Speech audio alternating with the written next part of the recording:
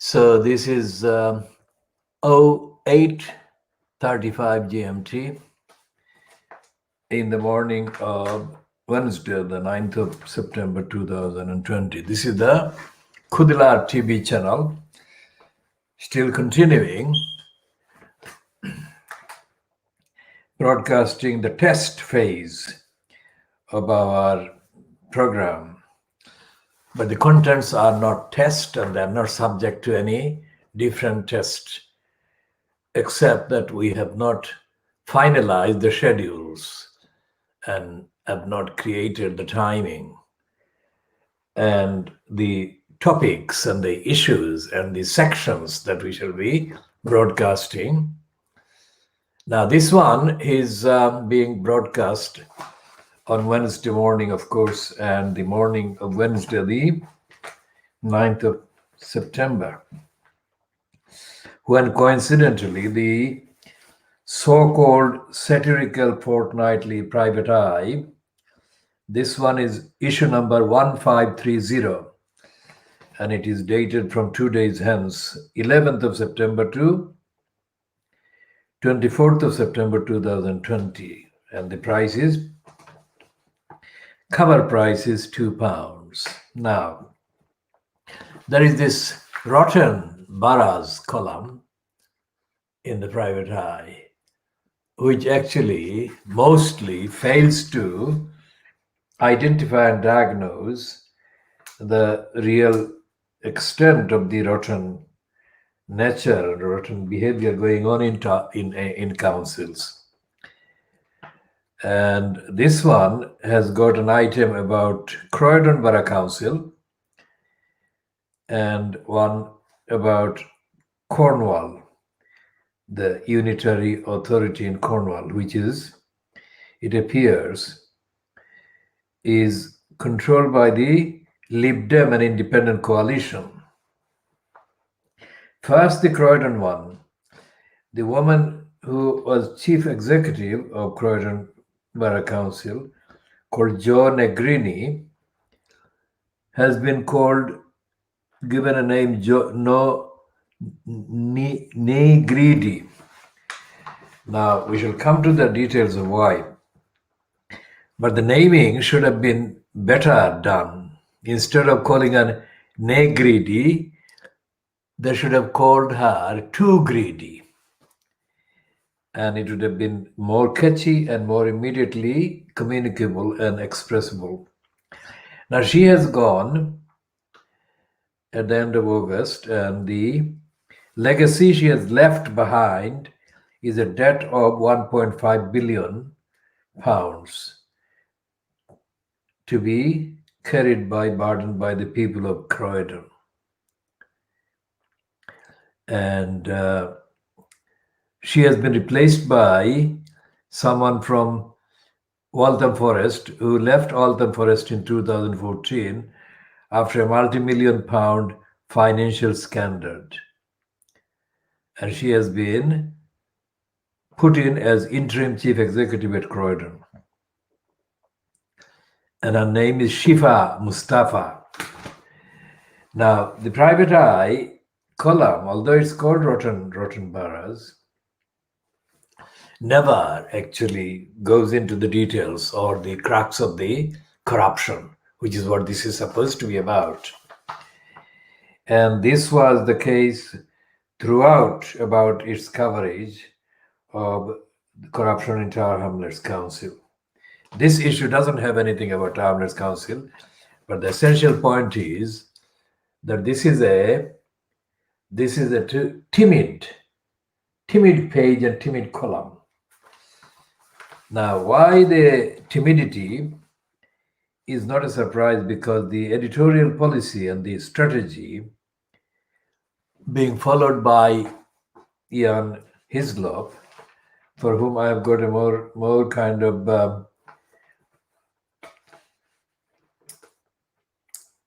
unpleasant name, but I will not repeat it again, because repeating it is actually demeans the quality of our program. So I should leave it as it is. But Ian Hislop has been made a millionaire based on the money that he has been given of the license payers' contributions by the BBC. And that program that he co-appears with Paul Martin, Have I Got News for You, is one of the excuses that the BBC has been using to make Ian Hislop a millionaire. But he has been given other commissions to do bogus kind of programs about the railways, about the war and Second World War, that is, and all the other stuff. Ian Hislop has never dug into the depths of the corruption and the lying and the racism of any of it. The programs he has been doing are kind of programs that are polyfillers. He has been given those as an excuse to give him money, and it's a bribe. So Ian Hislop has been bribed in order to make sure that Private Eye doesn't carry anything critical about the BBC. And it has worked.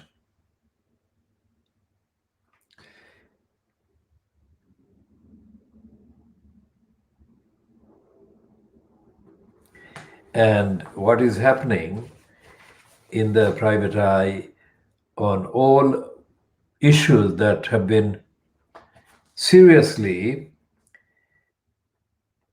in need of being investigated, because Private Eye says that it is the largest selling magazine, 200,000 copies and so on, but it hasn't been investigating. Some of the stringers and some of the so-called freelancers that are attached to the Private Eye include some person or persons from the Communist Party Morning Star. But neither in the Private Eye itself, nor in the Morning Star paper or online, have those people produced any real rigorous investigative reporting. And this front page in the issue of 1530 is already passé, because Oven Ready has been now being ridiculed by even the Fleet Street papers, which are not even pretending to be anything serious. But they have been mocking Boris Johnson over the Oven Ready Brexit deal. And this is not like, none of the covers that they have done about Johnson's failures and corruption and dishonesty actually concerns itself with his behavior. They kind of lighten it and they make light of it. So anyone who has access to the videos featuring Ian Hislop can see the smug face, the grinning on his face. And it needs saying that the grinning is not unconnected with the fact that he is very comfortably well off at the expense of the millions of pounds of taxpayers' money or license fee payers' money that have been given to him by the corrupt BBC. So this is the evidence on which we base our diagnosis, and I call it world exclusive diagnosis of Fleet Street. Now, Private Eye is often kind of claimed to be breaking stories that others follow. That's not true. What Private Eye breaks as breaking stories are really pathetic, superficial. And in the years that Ian Hislop has been in post as the quote editor, I mean, since the mid-1980s when Richard Ingrams made him the editor and stood aside, Private Eye hasn't broken a single story. Private Eye hasn't broken a single story. And I said this a third time. Private Eye, despite claiming to be the investigative magazine, hasn't broken a single story of any importance in the decades that it has been, quote, edited by Jan Hislop. 20 this century, 20 years, and 15 years, so it's 35 years. Nearly 40 years, so 35 years, this Hislop has been making a nest for himself, feathering his nest, and he is betraying the millions of people who are betrayed and let down by the mainstream newspapers, and Private Eye is not making up the shortfall, the deficit, the lack of investigation that should have been there. And it's a kind of tickly beast. They tickle Boris Johnson and make him tickle. And they do the same thing with Keir Starmer. The only time the Private Eye has been dead serious in attacking any politician in the last 35 years since Hislop took over from Richard Ingram's has been when the target has been Jeremy Corbyn, or to some extent Corbyn supporter Ken Livingstone. Lying still is not their word, it's my word, and the Kudilar campaign's word, and to some extent George Galloway. Apart from that, Private Eye has been disgracefully complicit with the right-wing agenda, the right-wing narrative, the warmongering agenda, the warmongering narrative. And it has not broken a story about politics. It has not broken a story about the legal system corruption. It has not broken a story about housing crisis and big robbery of housing, council housing, social housing. It has not broken anything. So why do I buy the Private Eye, which I call Private Lie, at £2 cover price? Because exactly to be able to say how and where it is failing and it is lying. And it's absolutely failed or chosen. It has failed or chosen to give an easy ride to Johnson and other liars on Brexit and on the pandemic. Private Eye actually supported the herd immunity, and in fact ran as piece in the kind of so-called hard news pages, so the page 6 or 7, supporting the mass murder of elderly people in care homes. Significantly, since the mass murders of the elderly in the care homes has become bad news for the Conservatives, Private Eye has not touched this again, not about what it said. It has, of course, shifted immediately and effortlessly, thinking that nobody has noticed. Well, I noticed, and I am absolutely amazed that no other observer or commentator has pointed this out, which is why so many of Fleet Street or the racists in the kind of social media have decided to block me from their Twitter accounts. I mean, that is evidence why they block me, because I am critical and I'm demanding answers quite often, and they block me. That does not bother me for a start, because I don't depend on accessing their accounts for my research and my materials. In any case, blocking me doesn't block me at all, because I have got several accounts which can easily access them.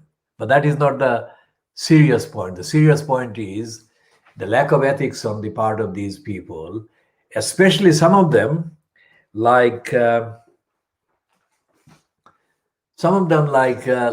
Danton, kind of pretending liberal social media and mainstream kind of media commentators. They keeps using the word or the combined word of Islamophobia. And I told them factually, linguistically, accurately, and sociologically, and ethically and morally, that Islamophobia accuses Muslims of being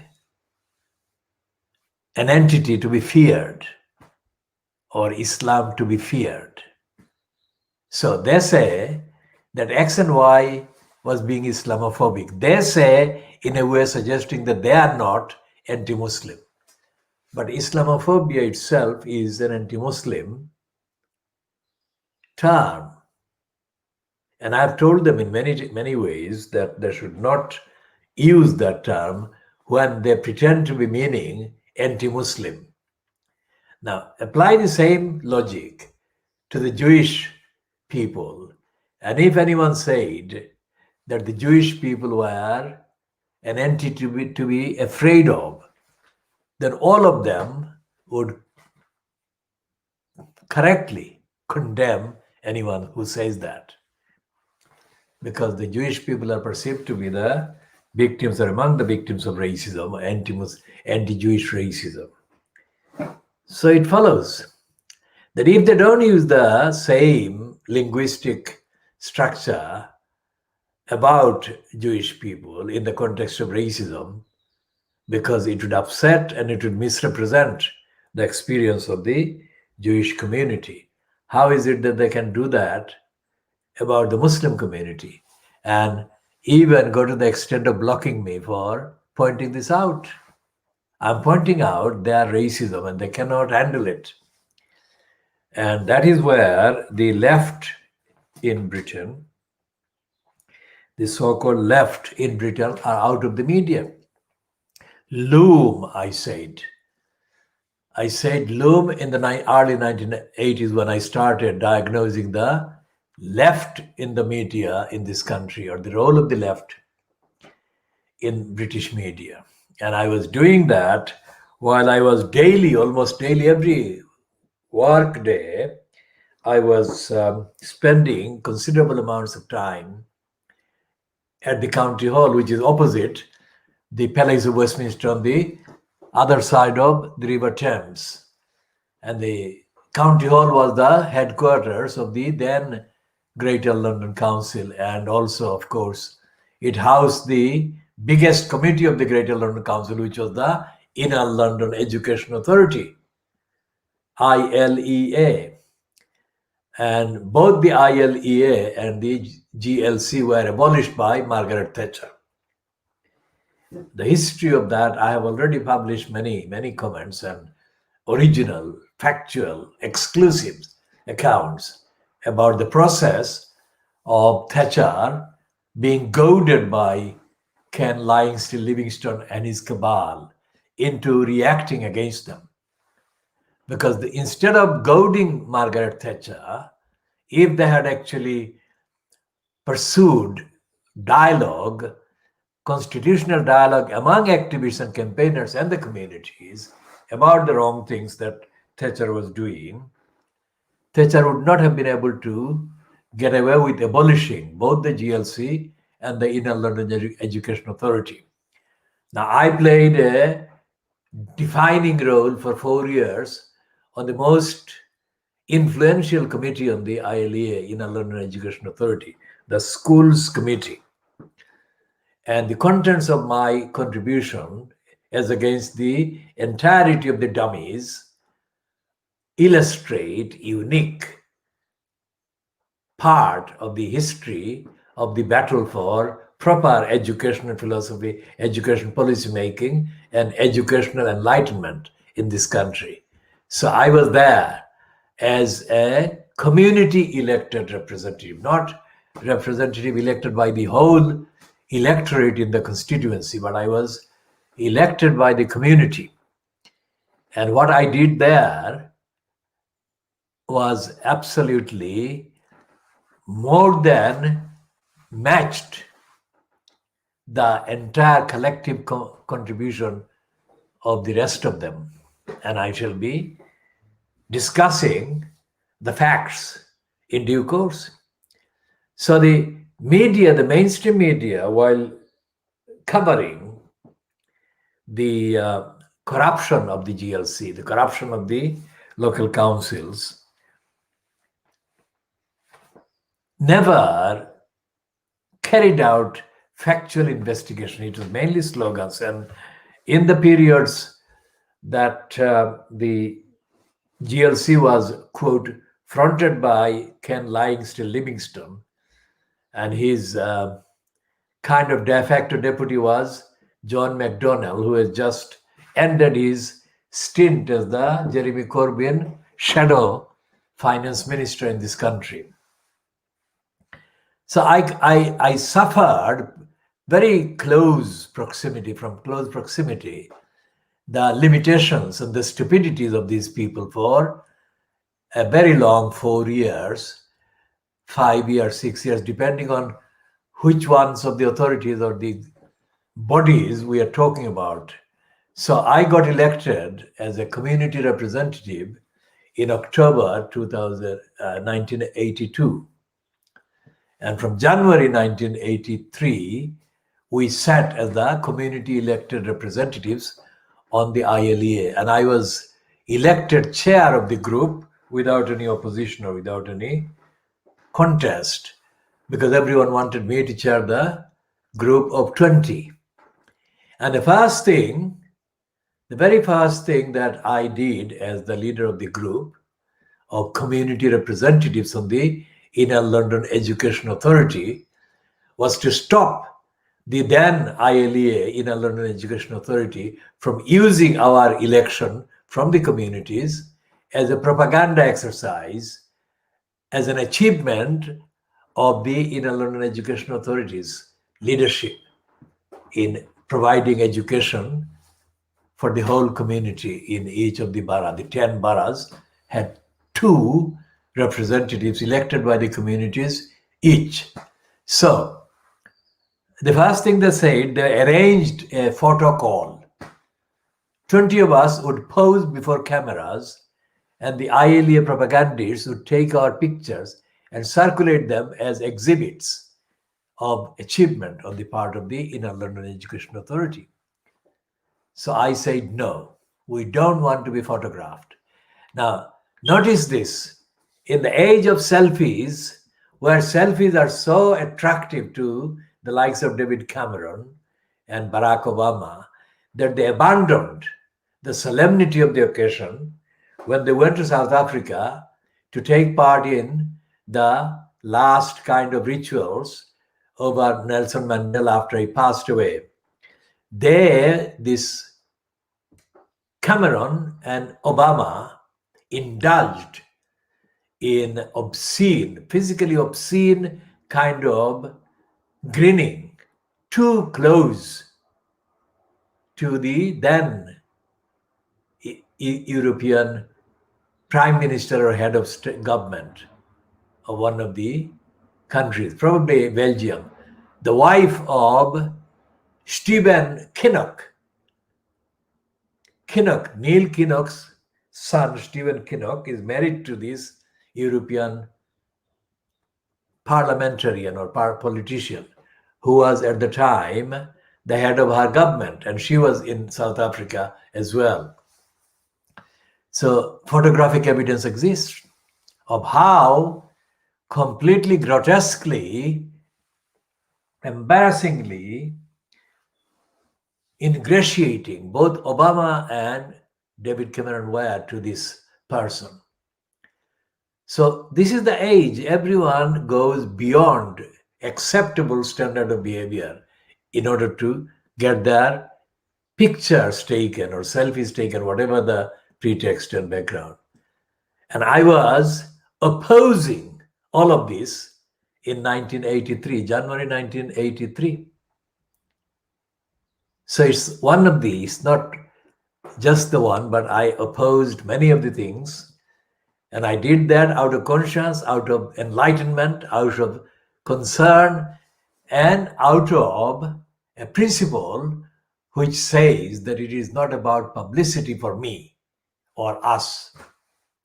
So anyone who remotely has the suspicion that I need a platform to show my image needs to look at the evidence. My record is absolutely unique. So we said, photo cool. I then published an item in the Benth bulletin. Benth is Benth, Bangladeshis with an apostrophe after the S. Bangladeshis educational needs in Tower Hamlets.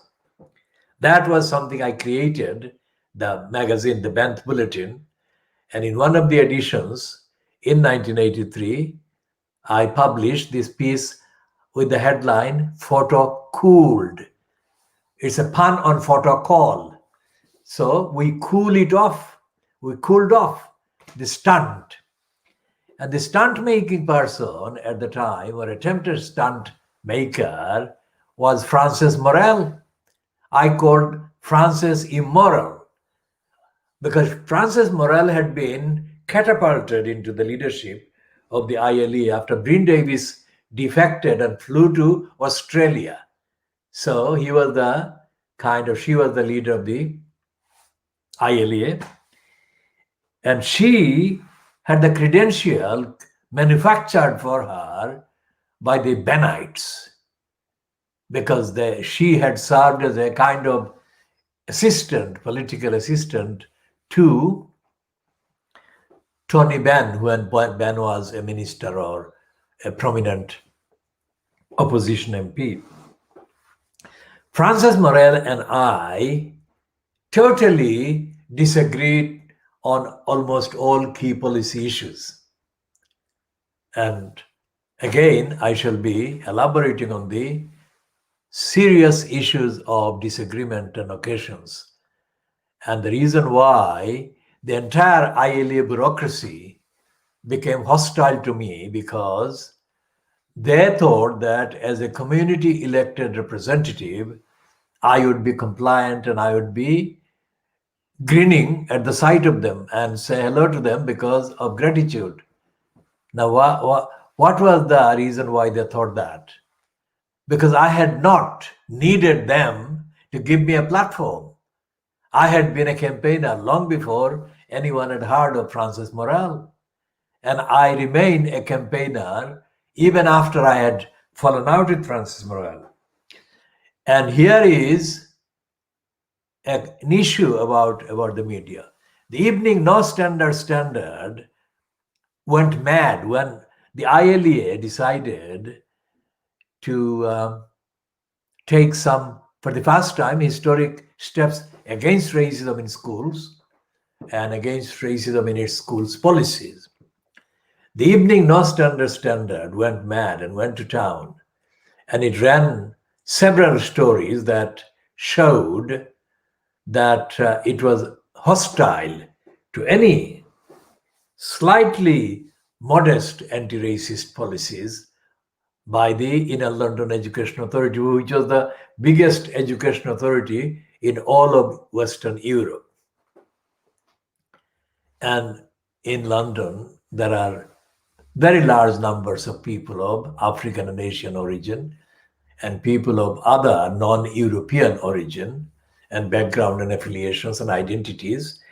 And it was absolutely incumbent on the education authority for that size of the city and that number demographically of the children for which the authority was responsible, to have a policy to deal with racism and discrimination. It was a scandal that it hadn't done that for years until then. So when it announced the policy on racism, the Evening Standard, the only newspaper in the name of London, and that is, remember, we're talking about the early 1980s. There was no internet. There was nothing like what we have got, social media, and there was most certainly no access to television in the way that there is now, and there has been since the last 10 years or so. So the main influential media was the print media. And although Evening Standard was never counted as a Fleet Street paper because it didn't publish in the morning, it was still treated as if it was part of Fleet Street. And it is, and it has been. The agenda, the narrative is absolutely identical to the agenda, the narrative of the Daily Mail, the Daily Borisgraph, and so on. So there was a discussion organized at the Radio London, BBC Radio London slot called Black Londoners that was fronted for many years by Alex Pascal. Now, Alex Pascal agreed to host an edition with myself and this woman from Croydon called Jean Barnard and Francis Morel, the then leader of the Inner London Education Authority, to discuss this policy. And Francis Morel didn't turn up. And the reason why Francis Morel didn't turn up was because she knew that there would be instant dismissal of her by me. Anything she would say, I would totally dismiss her. Not because I had an agenda to dismiss her, but because I had already dismissed her ever since I became embroiled in communications with her, condemning and criticizing her behavior and her policies. All racist. So she was a racist, as was Neil Fletcher. Neil Fletcher was the chair of the ILEA's Higher Education Subcommittee. And I was a member of the committee as well, I think. The main committee I was a member of was, of course, the Schools Committee, but I was also a member of the Higher Education Committee, and I was a member of the Appointments Committee, which is called the Development Committee, used to be. And in that capacity, I sat on hundreds of appointments panels. And again, I shall cover all those in due detail in the particular edition or editions that I shall be doing later. Now, Francis Morel had completely misunderstood the role of the Inner London Education Authority. She thought it was like a local council, and it was kind of in the era of, say, the 1930s or something, or 1920s or something. That it was in the 1980s hadn't occurred to her. And especially, she didn't think about the impact, quote, formal education had on the lives of people of all backgrounds. And today, what is it now? Nearly 40 years later, nearly 40 years later, what is happening in London, and I'm thinking seriously about what I said at the ILA committees and in my communications to Francis Morel, was this. I said that they were letting down the entirety of Inner London's school children and others, because the ILA was also responsible for the colleges of further education, which is how Neil, the racist Fletcher, came to be the chair of the FHE committee. And I visited the various institutions in the FHE sector, and I was astounded. I was astounded to find the depth of ignorance in those higher education, further education institutions in London, in Inner London. And again, I shall be detailing those in due course. So the experience I had at the Inner London Education Authority showed that although the Fleet Street and the Evening Standard was attacking them for allegedly taking on the races in a token kind of show of policy gesture. The directors of various departments in the ILEA, highly paid, overpaid, and all of them corrupt. They didn't understand. They didn't have the brief. They didn't have the grasp. And the education officer, one of the education officer appointees during that time was a man called David Hargreaves. Now, Hargreaves came through Oxford, where he had a post or so. And I had a 1 hour or 1.5 hour encounter with him one day. And Hargreaves was 1,000 times worse than Macaulay. Because after 90 minutes or so of exchanges between me and him on the corridors of what they used to call, notice the words, the principal floor. The principal floor is the first floor of the county hall at the time. And the principal is because that is the floor where all the offices of these directors and leaders and whatever used to be based on. And the entire membership of the Labour Party in the ILE or on the ILE was corrupt, racist, and criminally stupid. How do you fight them? How do you fight all of them? And what I'm saying now, nearly 40 years later, is easier than it would have been possible to even say at the time to an audience, because nobody would believe that.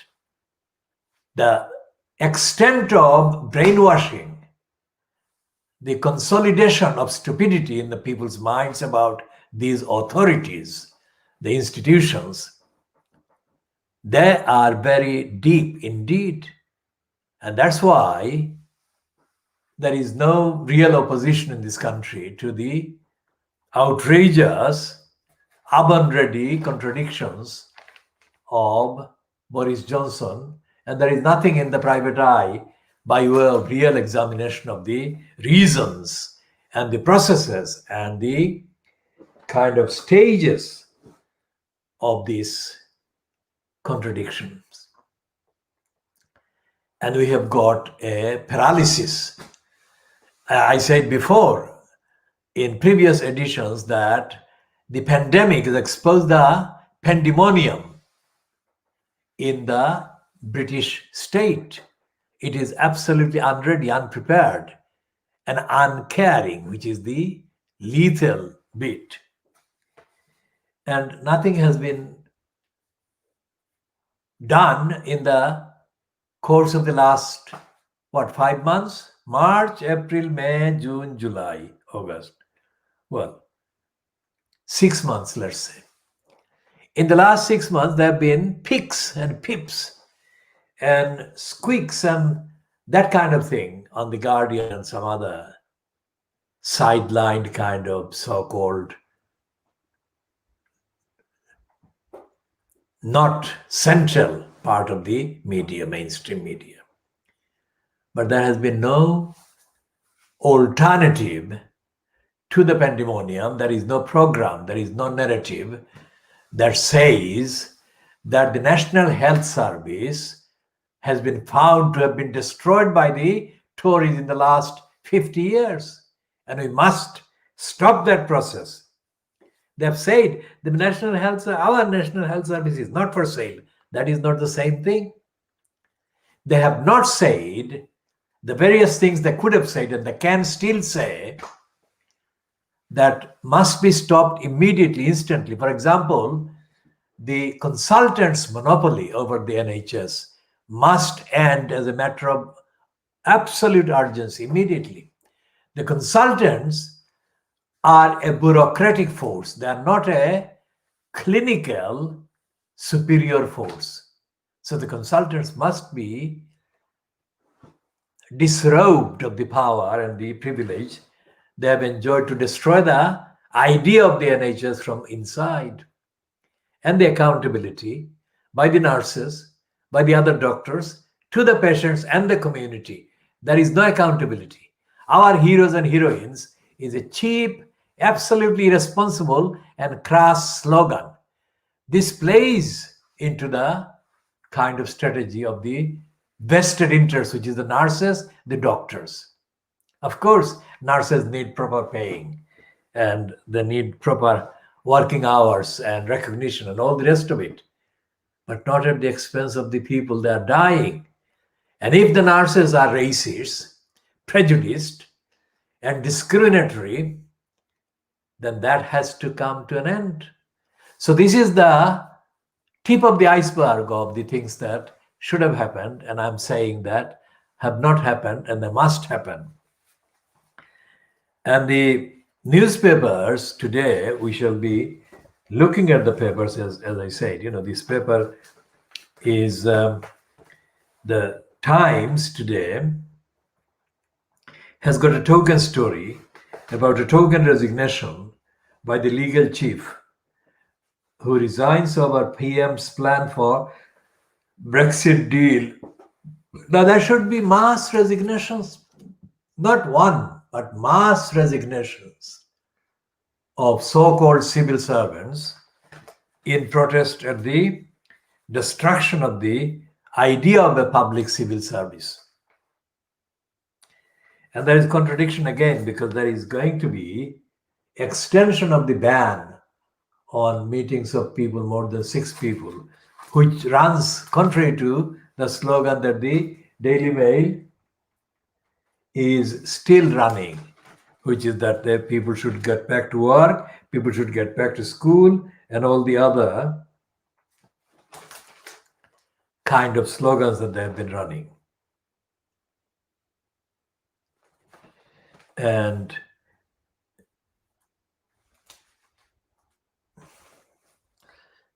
there is a piece in the Times saying that Winston Churchill was thinking about dropping a nuclear bomb on the USSR in 1951. The idea that a nuclear bomb was going to be dropped in 1951, so soon after Hiroshima and Nagasaki, shows how dangerous these people in posts are and how vitally important it is to rein it in, denuclearize the world. Otherwise, there won't be any planet Earth and there won't be any humanity or animals or anything left.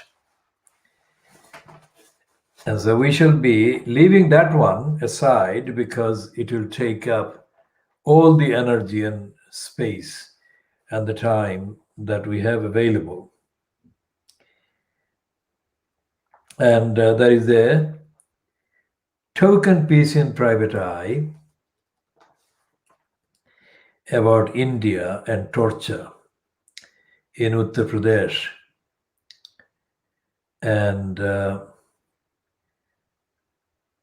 what the Brahmins and the BJP are doing to Muslims across India under Modi's reign. It's not anywhere near what the truth is, because the truth would take up the entire edition of the Private Eye. That is what the extent of the criminality being done by the Narendra Modi regime is, and the Guardian doesn't publish anything. And in the Mail, there is this Afghan kind of thing about the translators. The translators who translated for the occupying British army are being called the heroes, not the other people that are violated by the violence and the corruption in Afghanistan. and there is no reporting of the root causes of corruption, which is the colonial interference by the Russians and then by the West, and before that by the West. And what we have in the media is that it is all artificial, superficial stuff. And this is a joke item. This is not a serious item, because the way they're saying that the minister admits that we are breaking the law, they're treating it as a joke. So it's an infant, say, worse than a kind of playground government. It's a pandemonium, unfit government or unfit for governance, these Johnson et al. And they've got promotion for Laura Koensberg.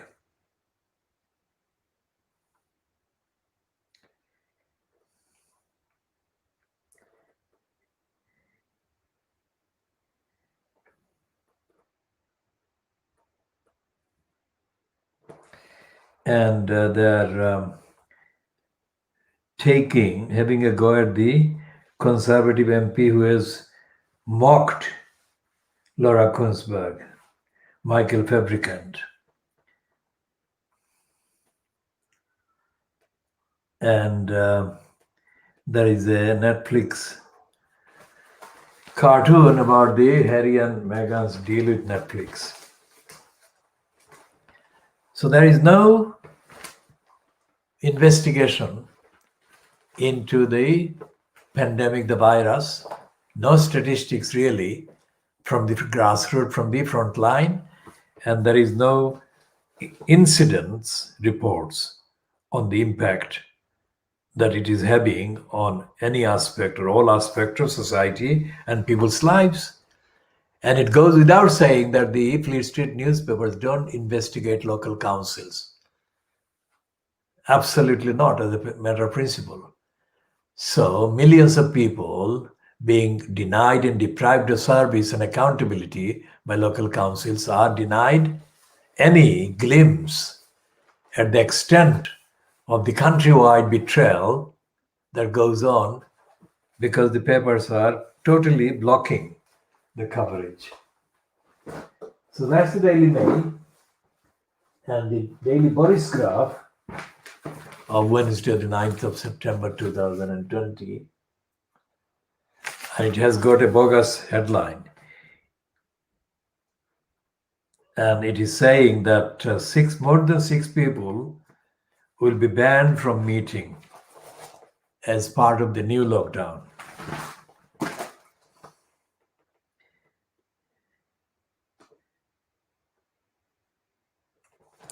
Because they're conceding that COVID cases, the virus cases, are rising sharply again. So they're contradicting their own promotion of contradictory plugs by Johnson for the return of the schools, the return of the business, the restoration of the air flights. So they don't have any clue as to what is going on and what they reported, so-called, in the last editions. And they are having a dishonest item about Nazanin Zaghari Ratcliffe in Iran. It's actually Boris Johnson who sold her or shopped her to the Iranians when he was in post as foreign secretary. And they don't mention his role, which is what they should be focusing on if they actually cared at all for her release and her rights and her safety. And there is a piece about universities, online tuitioning, about the danger of fraud and corruption.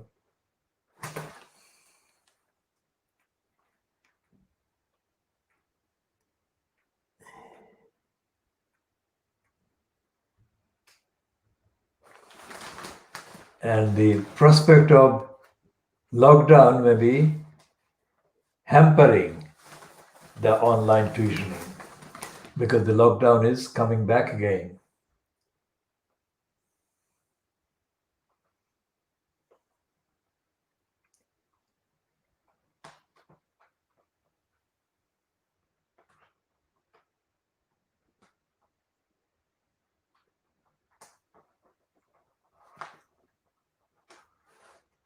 And there is a picture of a woman arrested in Spain for going surfing while she was infected with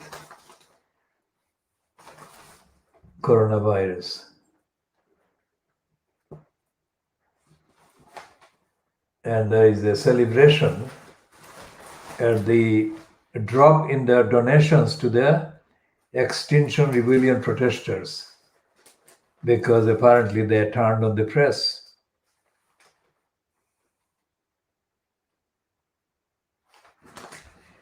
And they've got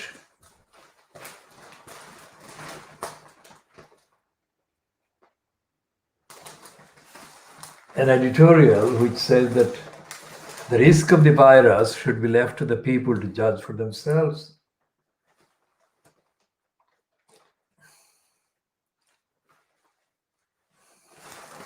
And there is an opinion piece on the opposite page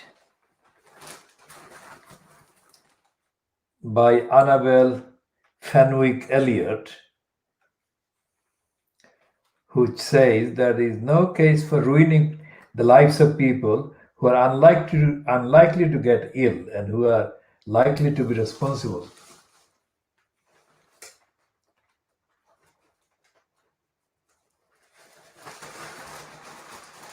And they're saying that Johnson's about turn on the Brexit withdrawal deal doesn't really matter because it's a time of the virus, in the era of virus, so it doesn't matter.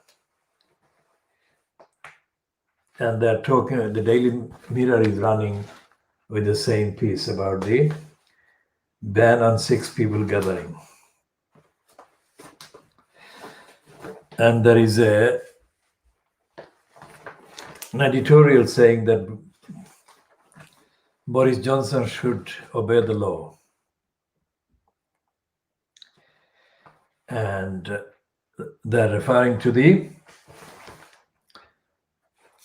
threat that Johnson is going to disobey the withdrawal agreement he signed.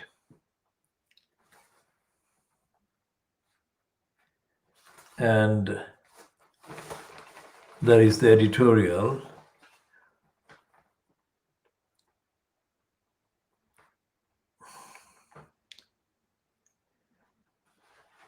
about the limit on the number of people allowed to meet. And there is a piece about Bolton, the town Bolton coming under extra lockdown restrictions.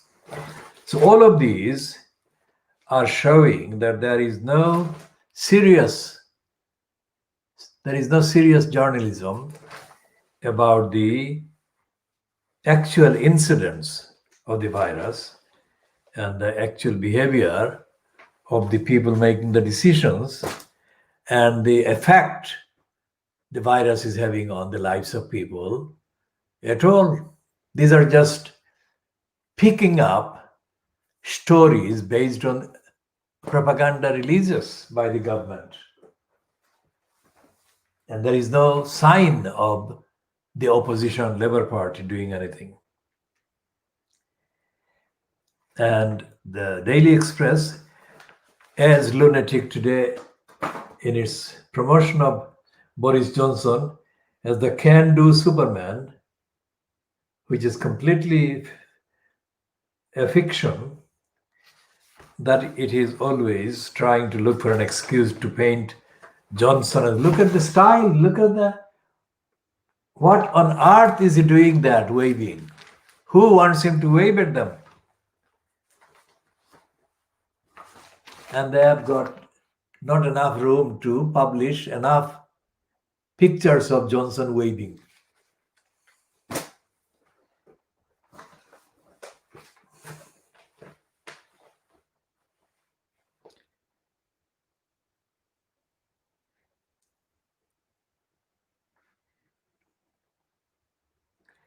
And the son is saying that the British man, aged 84, had the COVID last Xmas in the Christmas. And they're accusing the Chinese of covering up the virus and its spread. And there is an anti-European, that is anti-EU piece featuring Michel Barnier again. And they're having an attack on the limit to 6 of gatherings.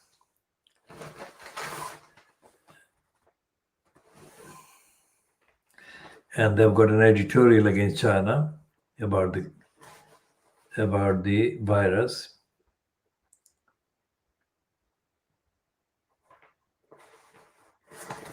And they're talking about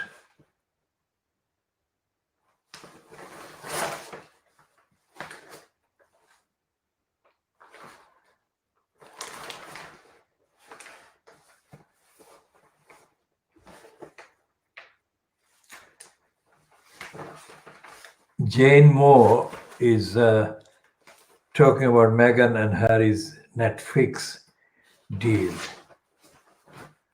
So this is all gossip and prejudice and hype. There is no news about the actual grounds in Britain, in England. So these are newspapers, English newspapers, London-based newspapers. There is no news based on investigation at all.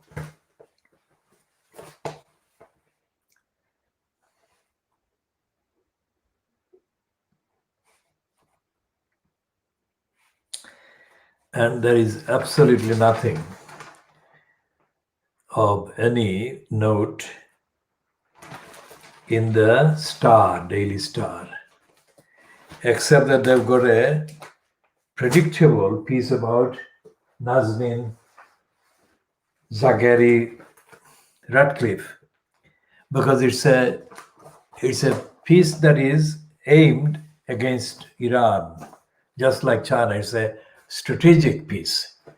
It's not a piece based on any independent investigation or any update on the role of Boris Johnson as Foreign Secretary, who exposed Nazanin to serious disadvantage in Iran.